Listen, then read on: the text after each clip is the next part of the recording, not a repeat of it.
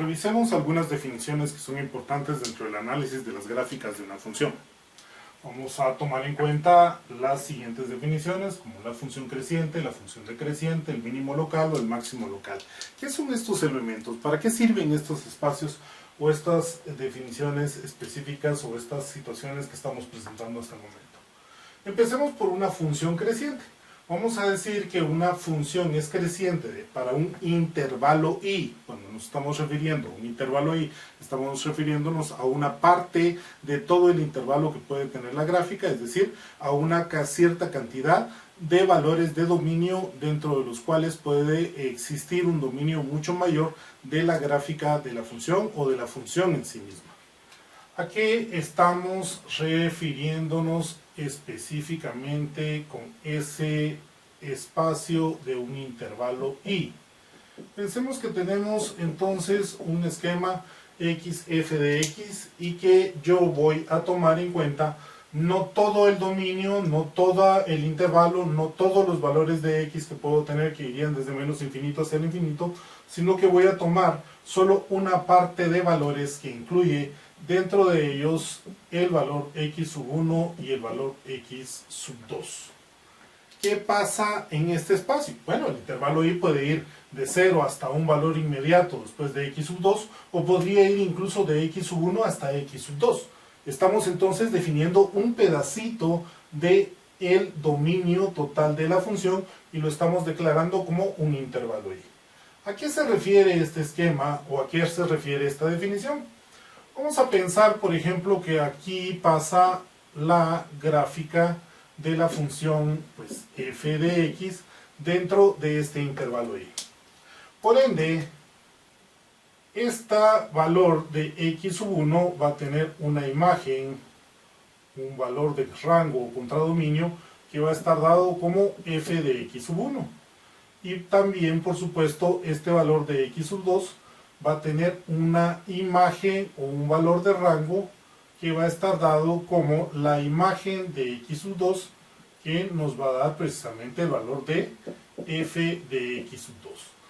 Nuestra definición nos indica que nuestra gráfica va a ser creciente dentro de ese intervalo i que acabamos de definir, siempre y cuando f de x sub 1 sea menor a f de x sub 2, siempre y cuando x sub 1 es menor a x sub 2. Como vemos, estas dos condiciones se cumplen dentro de esta parte o de este intervalo que acabamos de graficar, ya que f de x sub 1 es un valor menor a f de x sub 2 y x sub 1 es un valor menor a x sub 2. Puedo decir que en este intervalo la gráfica entonces es creciente dentro de este intervalo i. Dicho de otra manera, siempre que en una parte, en una sección de mi gráfica, veamos que de izquierda a derecha siempre mi gráfica apunta hacia arriba, voy a decir que en esa sección o en ese sector mi gráfica es creciente. Bueno, ¿qué pasa entonces basados en estos elementos con la definición de cuándo mi gráfica es decreciente? Va a ser decreciente también en un intervalo dado, en un intervalo i, y se va a dar bajo las siguientes condiciones. Sigo teniendo entonces x y f de x, sigo teniendo dos valores específicos dentro de ese intervalo, dentro de esa sección, dentro de ese espacio que estamos evaluando, y podemos tener en un momento dado que para esta nueva gráfica, pues voy a tener que para el valor de x, este valor de x me va a dar una imagen que está establecida a partir de un f de x sub 1. Por supuesto, el valor de x sub 2 nos va a dar otra imagen que es f de x sub 2. Para que una gráfica sea decreciente dentro de un intervalo i, nos explican que f de x sub 1 debe de ser mayor a f de x sub 2 siempre que x sub 1 sea menor a x sub 2 dentro de ese intervalo i. Como podemos ver, pues en este caso x sub 1 sigue siendo menor a x sub 2, pero f de x sub 1 ahora es mayor a f de x sub 2 cumpliendo con la información que nos están pidiendo. Bajo este espacio podemos llegar a la misma con una conclusión similar a la anterior, en donde cuando dentro de un intervalo dado la gráfica apunta hacia abajo, vista de izquierda a derecha, en ese intervalo vamos a decir que nuestra gráfica es decreciente.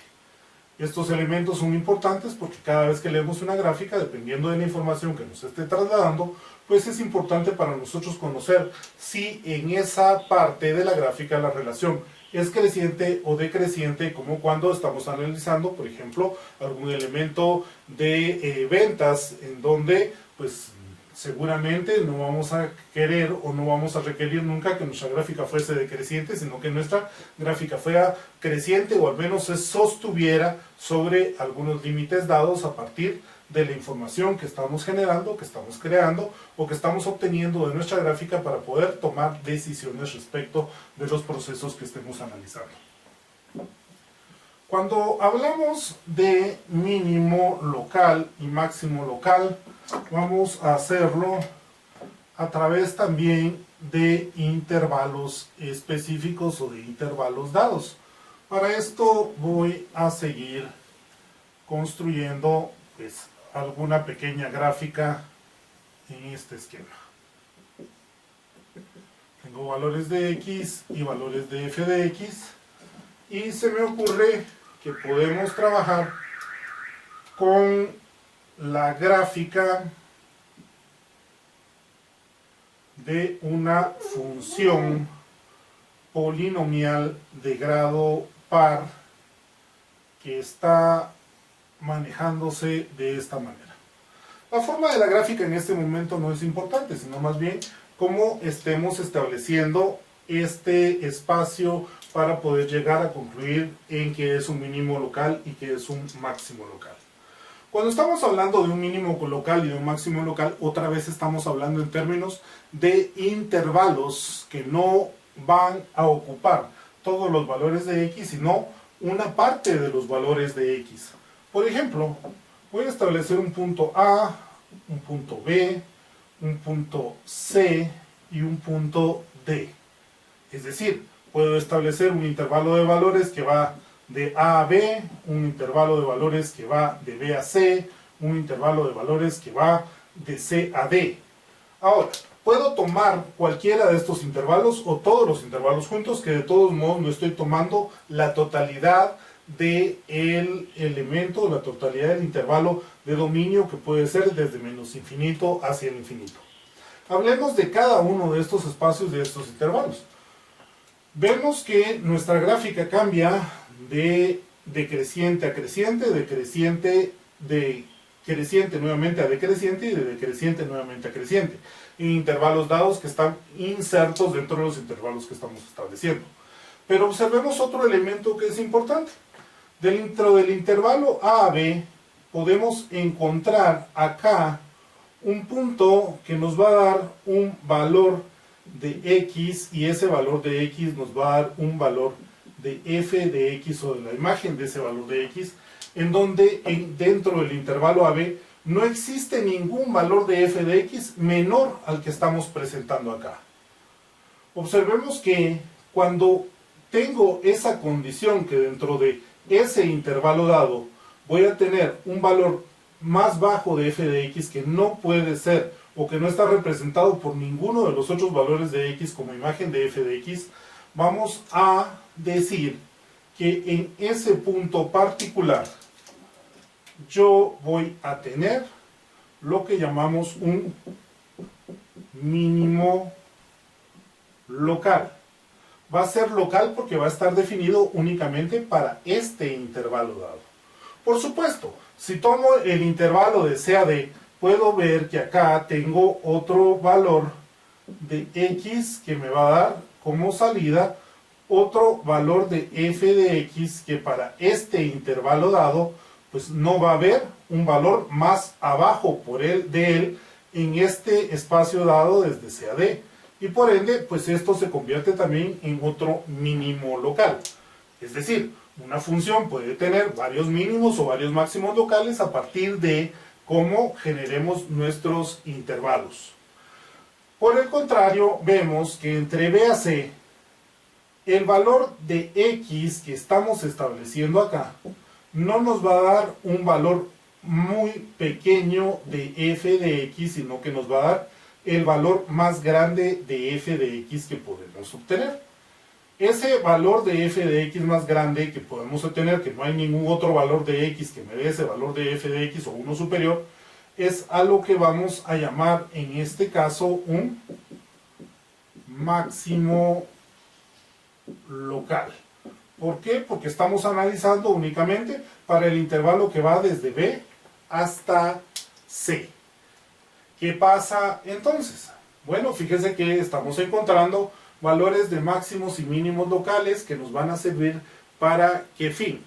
Uno de los elementos que son sumamente importantes dentro de la ingeniería es la posibilidad de poder utilizar la matemática para predecir, para poder establecer esquemas en donde pues deseamos maximizar la producción de un bien minimizando los costos para producirlo. Estamos maximizando la cantidad de producto que podemos enviar, minimizando la cantidad de empaque que estamos utilizando para poder enviar ese producto.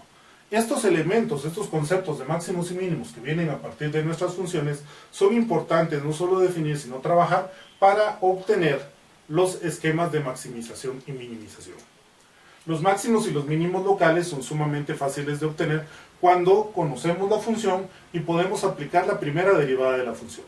Ya que la primera derivada de la función nos está dando los valores de la pendiente de la recta que es tangente a la función, pues vamos a tener que vamos a establecer muchas rectas que pueden ser tangentes a cualquier parte, pero cuando alcanzamos un mínimo o un máximo local, vamos a tener que la pendiente de la recta tangente, esos puntos es cero. Entonces, basta con igualar la primera derivada de la función a cero para obtener los valores de x en donde se están dando nuestros valores donde se alcanza un máximo o un mínimo. Bueno, el problema que tenemos en este caso es que todavía no es un tema del curso específico para nosotros el manejo de la derivada y por ende vamos a tener que conformarnos con calcularla de alguna otra forma gráfica o más analítica los valores máximos y mínimos de una función y además de esto pues vamos a analizar algunas funciones que siempre van a tener un valor máximo o un mínimo que sí podemos analizar. Observemos que estamos insistiendo de que estos son máximos y mínimos locales porque se están dando ¿en dónde? En espacios donde estoy restringiendo el intervalo. Ahora, puedo tener también un máximo absoluto o un mínimo absoluto cuando nos estamos refiriendo o estamos analizando no una parte del intervalo, sino todo el intervalo de la función. Es decir, estamos tomando todos aquellos valores que pueden ser parte del dominio de nuestra función. ¿Qué pasa en ese espacio? Observemos que hemos definido un mínimo o un máximo local como el valor más alto o más bajo que puedo tener de f de x al analizar un valor de x dentro de mi función específica. Pero cuando tomo todo el intervalo, tengo que ver que en este espacio, este valor de f de x, pues ya no es el más bajo, sino que el valor de f de x más bajo que puedo obtener está dado en este punto de acá para el valor de x que tengamos en este esquema. No puede haber para toda la gráfica de mi función un valor más bajo. Como no hay un valor más bajo para toda la gráfica de mi función, pues indico que este es un mínimo absoluto. ¿Qué pasa con nuestra máximo? Mire, pero acá estas líneas con estas flechas me indican que mientras x se haga más pequeño o más grande, f de x va a ir tendiendo hacia el infinito, se va a hacer más grande. Por ende, no puedo decir que este valor que está dado acá sea un máximo absoluto porque van a haber valores de f de x mucho mayores. Pero tampoco puedo decir que f de x esté dado sobre ninguno de estos puntos porque mientras más tienda hacia el infinito x, ya sea positivo o negativo, va a tender al infinito positivo de f de x, y entonces no puedo determinar un máximo absoluto para esta gráfica, sino únicamente un mínimo absoluto, ya que para cualquier valor de x que yo integre dentro de la función, pues no va a haber ningún valor más pequeño que este. Vamos a seguir revisando entonces estos elementos en donde vamos a trabajar gráficas y funciones que sí tienen siempre un valor máximo absoluto o un valor mínimo absoluto. Hablemos ahora de esa función que siempre va a tener un máximo o un mínimo absoluto. Esta función para nosotros es la que llamamos o conocemos como la función cuadrática. Una función cuadrática siempre va a ser, en su forma polinómica, de la forma ax al cuadrado más bx más c, en donde a no puede ser igual a 0, o en su forma estándar igual a por x menos h elevado al cuadrado más k. ¿Por qué esta función particularmente siempre tiene un máximo o un mínimo absoluto? Porque esta función va a tener como gráfica la gráfica de una parábola que abre sus brazos hacia arriba o los abre hacia abajo. Bueno, pero habíamos visto antes que tenemos funciones o parábolas que abren sus brazos hacia la izquierda o hacia la derecha, pero no vienen de una función de este tipo, sino más adelante vamos a trabajar sobre ese tipo de funciones que generan la gráfica de una parábola que abre sus brazos hacia la izquierda o la derecha. Cualquier función de esta forma siempre va a tener como gráfica una parábola. Un elemento que es particularmente importante es que cada vez que veamos una gráfica de una parábola que abre sus brazos hacia arriba, vamos a tener que viene de una de estas dos formas en donde a es mayor que 0. Observemos que para cualquier valor de x vamos a establecer un valor de x específico que nos va a dar un valor de f de x, que es el menor valor que podemos tener de f de x para todo el intervalo de nuestra función. Implica entonces que esta parábola que abre sus brazos hacia arriba, en donde el valor de a es mayor que 0, siempre va a tener un mínimo absoluto. Por otro lado, si nos ponemos a pensar en la gráfica que sería no la contraria de esta, sino el esquema en donde la gráfica abre sus brazos no hacia arriba, sino hacia abajo, pues vamos a tener que para cualquier valor de x siempre voy a tener un valor de f de x que es el más alto que puedo tener de esta gráfica, y está dado precisamente en el punto en donde tenemos el vértice de nuestra parábola, que implica acá entonces que vamos a tener este tipo de parábolas cuando a es menor que 0, es decir, cuando a tiene un valor negativo, y además de eso, pues en ese punto específico vamos a alcanzar siempre un máximo absoluto, ya que para cualquier valor de x del intervalo completo de la función, siempre que tenga estas características, pues voy a obtener un máximo valor en donde se encuentra el vértice. Un elemento que es importante de por qué utilizamos estas dos formas, tanto la forma polinómica como la forma estándar, es porque los valores de h y k nos van a estar representando o nos van a estar indicando dónde se encuentra el vértice. Es decir, tanto en esta como en esta parábola, el vértice de la parábola va a estar en un punto que vamos a llamar h, k, que por supuesto, si en ese valor de x se alcanza el mínimo absoluto o el máximo absoluto de mi función, son los valores que necesitamos o que deseamos encontrar. Es importante entonces poder conocer en dónde puedo encontrar esos valores en donde se alcanza el mínimo o el máximo absoluto de la función que esté dando a partir de que esta sea una función pues polinómica cuadrática o esté escrita de la forma estándar de la forma cuadrática.